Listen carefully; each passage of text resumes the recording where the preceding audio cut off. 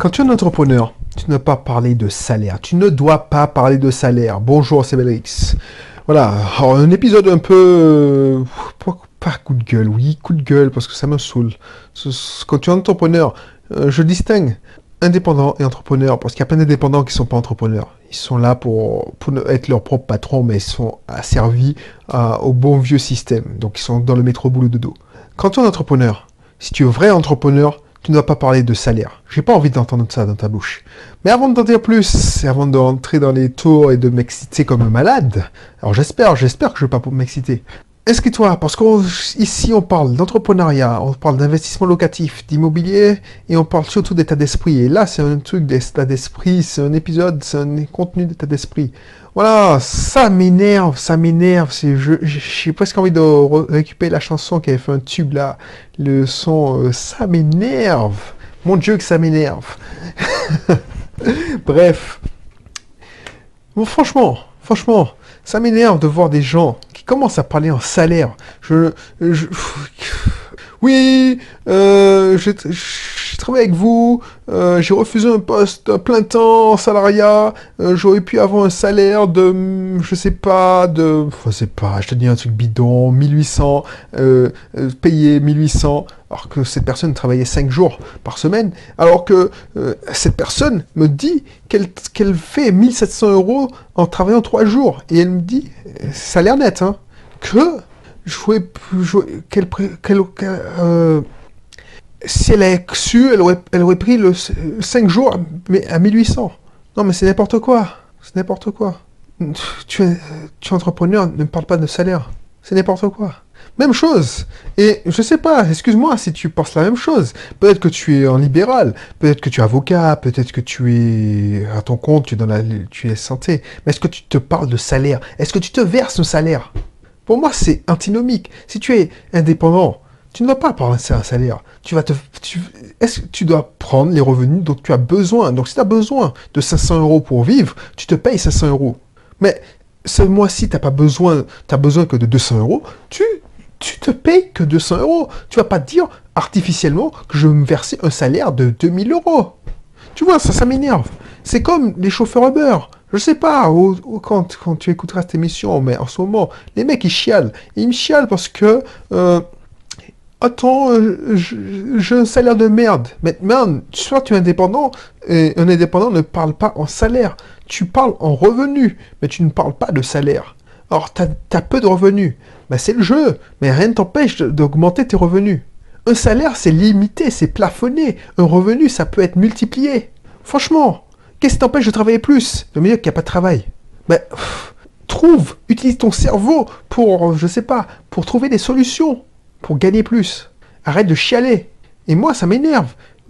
Quand on dit oui, j'ai refusé un travail. Alors ça m'énerve encore plus parce que c'est n'importe quoi. 5 jours, 1800, 3 jours, 1700.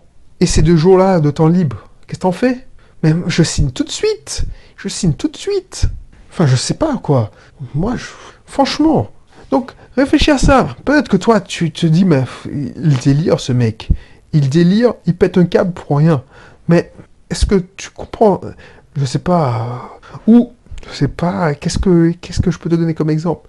Ah oui, il y a une dame qui m'a fait la leçon parce que elle faisait aussi du Airbnb. Oui, je sais pas, moi, qu'est-ce qui me sortait? Ouais, moi, parce qu'elle avait trouvé que l'appartement était crade parce que j'avais pas, tu sais, dans la cuisine, j'avais pas nettoyé, j'avais pas lustré la cuisine, tu sais, les carreaux de la cuisine, ça brillait pas. Effectivement, mea culpa, j'ai merdé dans cette location. Voilà, mon gestionnaire m'avait lâché, un ancien gestionnaire, il m'avait lâché comme une brute. Lâché comme une brute. J'avais repris la gestion de cet appartement parce elle avait dit qu'elle arrêtait, c'est la gestionnaire avant, et j'étais en transition. Donc j'ai fait 2 ou 3 check-in, check-out. Et par contre de malheur, il y avait eu un embouteillage monstre parce que c'était un jour où il y avait un événement genre de jazz, un concert, et je suis arrivé à la bourre, à la location. Du coup, j'ai eu que 20 minutes pour faire le ménage. Et en 20 minutes, tu peux pas faire le fond de ton comble. Et surtout moi, qui suis pas trop détail. Donc, tu penses bien que j'ai fait le maximum, mais les carreaux de la cuisine, je pense que c'est pas le plus important. Alors, voilà. Bref. Ouais, c'était dégoûtant, moi, mais oh, elle fait pas du Airbnb. Oui, elle est sur Airbnb, mais elle fait du gîte, blablabla. Et elle me donne la leçon, et elle me parle en salaire. Oui, voilà, donc, effectivement, je suis sûr qu'elle avait une meilleure note que moi. Elle dit oui, j'ai 9,7 sur 10 sur Booking, j'ai eu le top de top, je suis genre... Mais c'est quelqu'un qui a rien compris en entrepreneuriat. Mais les bookings, les sites américains, on en a parlé, c'est des gars qui sont là pour te donner... En fait, ils embauchent des gens, des salariés en mode déguisé. Quand tu travailles pour Booking, et pourquoi ils ont ouvert ça aux particuliers, c'est que tu te prostitues, excuse-moi de te le dire, tu te prostitues. Ils te donnent une petite carotte, ils te donnent une petite médaille, là, genre, tu es un super hôte, tout ça. Mais pourquoi? Parce que tu es une vache à lait, tu le engoinfres. Aux dernières nouvelles, cette personne-là, puisque j'ai eu de nouvelles, elle essaie de vendre depuis 2 ans maintenant son domaine de gîte. Mais elle s'en sort pas. Parce qu'elle s'y retrouve pas. Si elle regarde ses revenus, si elle essaie de voir, elle dit, ah ben non, en étant salariée, ah ben, j'ai plus de liberté, puisqu'elle est enchaînée à son gîte. Elle peut pas sortir. Elle s'accorde que 2 semaines pour venir en Martinique, par an. Elle peut pas sortir, elle est enchaînée, contrairement à moi, où je me casse en croisière 1 semaine, ou 2 semaines, où je suis resté 5 semaines en 2016, en métropole, mais location tournait toute seule. Donc elle peut pas faire ça. On parlait de ça. Est-ce que j'ai besoin de 5 semaines de congés payés? Elle s'accorde que 2 semaines de congés payés parce que elle fait le ménage de fond en comble. Et pourquoi? Parce qu'elle a la belle qualité. Mais qu'est-ce qu'elle gagne?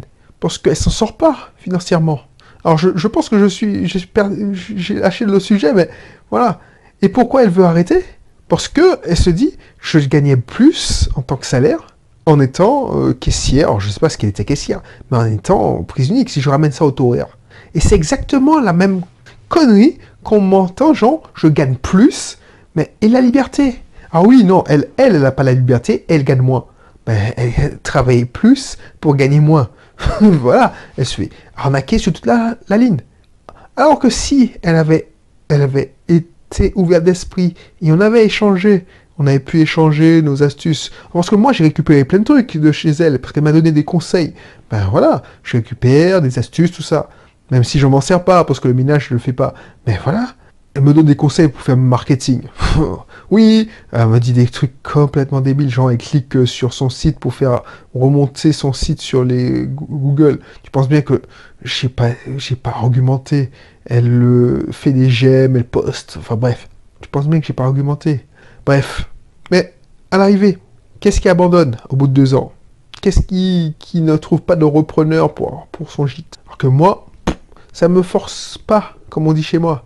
C'est comme quand je te dis, quand tu veux ouvrir un business, si tu prends 4 heures pour faire une vidéo, 5 heures, ça te coûte 5 heures pour faire une vidéo, pour publier une vidéo, tu vas pas le faire. Tu vas en faire 1, 2, et puis tu vas arrêter, parce que c'est trop dur. Et c'est pour ça qu'il y a des indépendants qui lâchent l'affaire. C'est pour ça, ils comparent au salaire. Parce qu'ils n'ont pas réussi à se défaire de ce côté salarié. Quand tu parles de salaire, tu passes en salarié. Et si tu reproduis des mécanismes de salarié. Donc tu ne réfléchis pas en système, tu réfléchis en salarié. Tu me parles de salaire, tu réfléchis en salarié. Tu te dis, ouais, je gagne plus. Pour toi, ce qui importe, c'est gagner plus. Même si tu travailles plus, 2 jours de plus. Après, il y a des gens qui se disent, ouais, je suis pas fainéant, je ne lésine pas au labeur. Mais ils se rendent pas compte que, voilà, si tu réfléchissais, tu prenais du recul, tu aurais pu trouver des systèmes pour travailler moins et gagner plus. Donc les chauffeurs Uber, pour revenir à eux, les chauffeurs Uber qui pleurent, oui, je suis 60 heures dans ma voiture, je gagne que 1100 € et j'ai des traites, on exige de moi que j'ai une BMW ou une Mercedes de grosse berline, je dois un costard cravate. Ben, c'est tant pis pour toi, mon gars. C'est toi, t'étais bien content quand Uber te donnait 2000 € sans forcer, minimum. Maintenant, il faut payer. Donc, oui, effectivement, c'est la loi de l'offre et la demande. Tant pis pour toi, quoi. Alors, ça te choque, peut-être que tu es chauffeur Uber. Tu te dis, mais vraiment, c'est un connard, ce mec, il n'a aucune scrupule. Mais, franchement, ces gars-là, c'est des pourris. Les Uber, c'est des pourris. Pourquoi tu t'infliges ça? J'ai déjà dit à longueur de mission, mais réfléchis. Mais tu n'as pas le temps, tu restes 60 heures dans ta voiture. MJ Nemarco. MJ Nemarco, c'est un mentor. Lui, il était chauffeur. Alors, MJ Marco, pour ceux qui ne savent pas, c'est celui qui a écrit Millionnaire Fastlane, Fastlane Millionnaire, ou The Millionaire Fastlane, je ne sais plus. Et il a écrit Unscripted. Millionnaire, MJ Marco, il n'a pas été millionnaire tout le temps. Loin de là. Il a fait fortune en faisant un site internet dans la bulle d'internet, justement. Quand il a fait plein de métiers, il a fait plein de métiers, il a fait la planche, tout ça. Il vendait son temps pour de l'argent. Et justement, au lieu de courir, il était chauffeur de limousine. Il travaillait pour chauffeur de limousine. Là où il a eu le déclic, le aha moment, comme ils disent les Américains, le déclic, l'épiphanie. Il se dit, il était à Chicago, si je me souviens bien.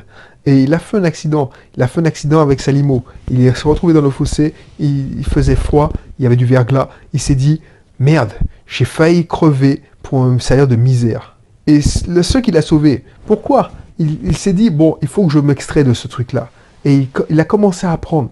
Et vu qu'il avait, justement, il travaillait effectivement 50 heures dans sa limousine. Mais c'est comme toi, chauffeur Uber, si t'es chauffeur Uber, mais les chauffeurs de taxi, quand ils disent qu'ils travaillent 60 heures, ils sont 60 heures hors de chez eux. Mais ils roulent pas 60 heures. C'est pas possible. Enfin, peut-être qu'ils roulent, mais je sais pas. Mais ils ont beaucoup de moments d'attente. Si tu roules 60 heures, je veux pas voir ta facture de carburant pour un salaire de misère, comme tu le dis. Non, pense au revenu. Pense au revenu, tu trouveras des solutions. Comment augmenter ton revenu? C'est pas comment augmenter ton salaire. Parce que le salaire, si tu te mets en position de salaire, tu penses en je dois travailler plus pour augmenter mon salaire. Bref, Emile Marco, ce qu'il faisait, c'est qu'il apprenait beaucoup. Donc il a appris la programmation, alors qu'il n'y connaissait rien, le langage PHP. Il a appris le marketing et ça lui permet de partir en Californie et de créer sa première start-up. Et il a réussi. Son premier site internet, c'était justement mettre en relation des propriétaires de location de limousines avec des prospects. Et il se faisait payer au lead.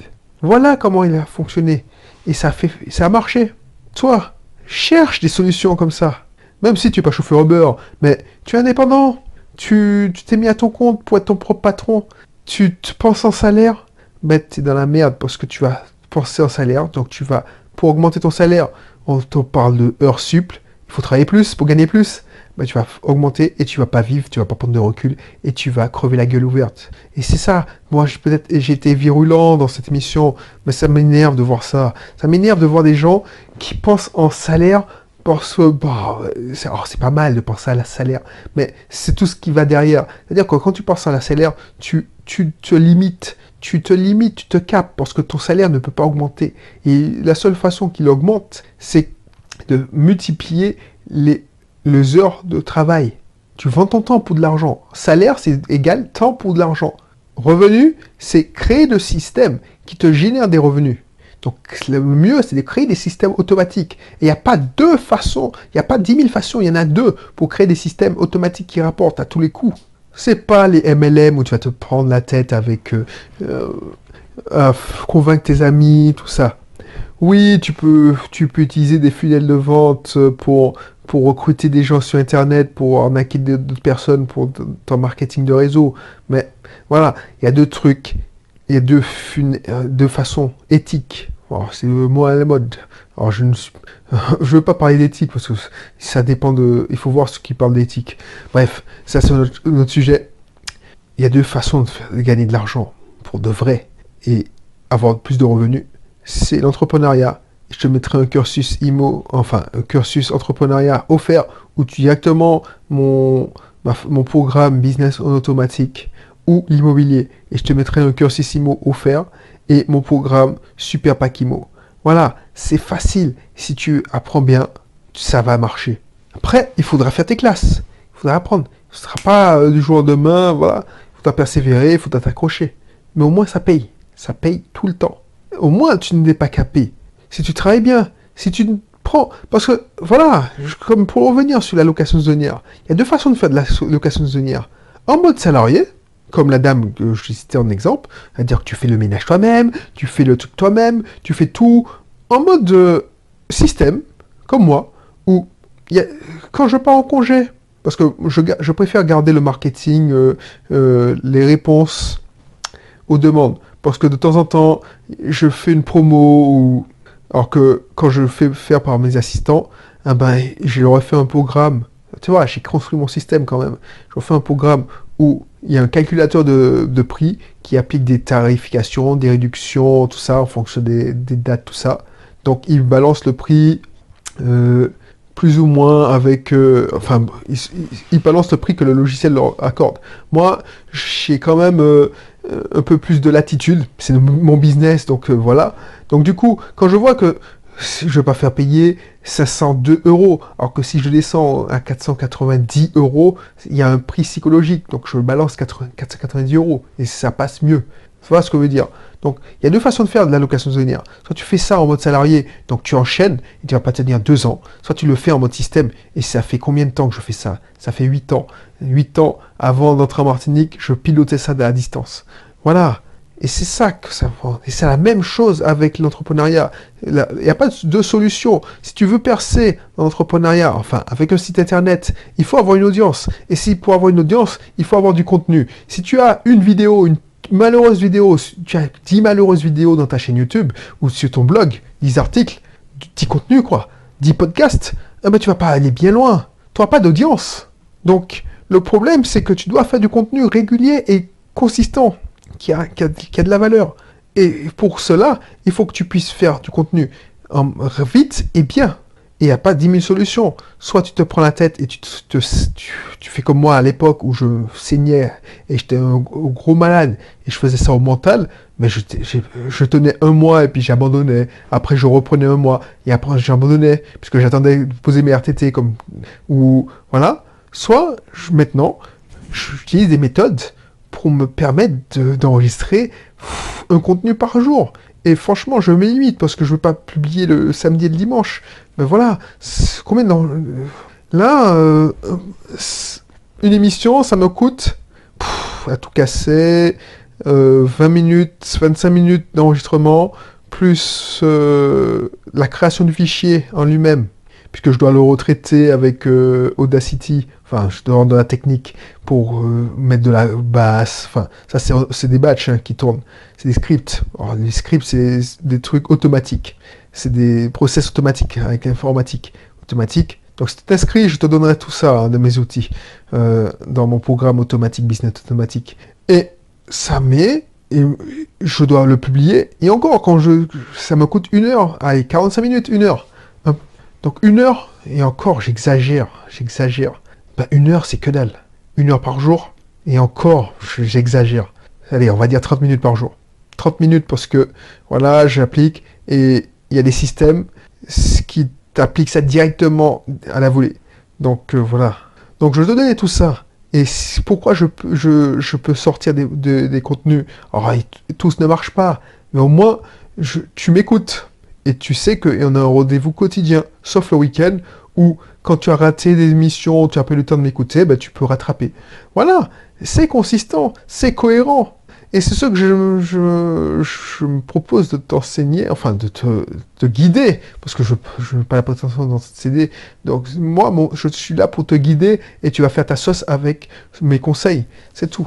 Allez, donc fais-moi plaisir. Il y a 2 façons de faire les choses, même pour les contenus, hein. En mode salarié.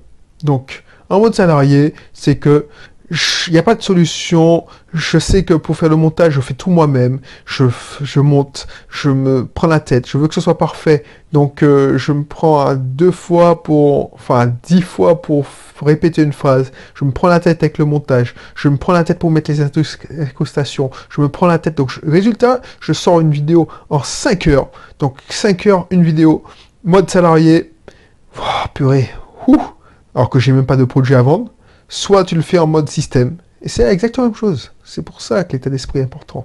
J'essaie de trouver des systèmes, des moyens pour automatiser, pour déléguer, et puis ça me coûte rien. Et je fais le plus agréable, c'est-à-dire le contenu. Voilà, je te laisse réfléchir à ça, et je te dis à la prochaine. N'hésite pas à t'inscrire dans un de mes cursus offerts, ou mes cursus, mes programmes payants. Sinon, abonne-toi, et puis je te dis à bientôt pour un prochain contenu. Allez, bye bye.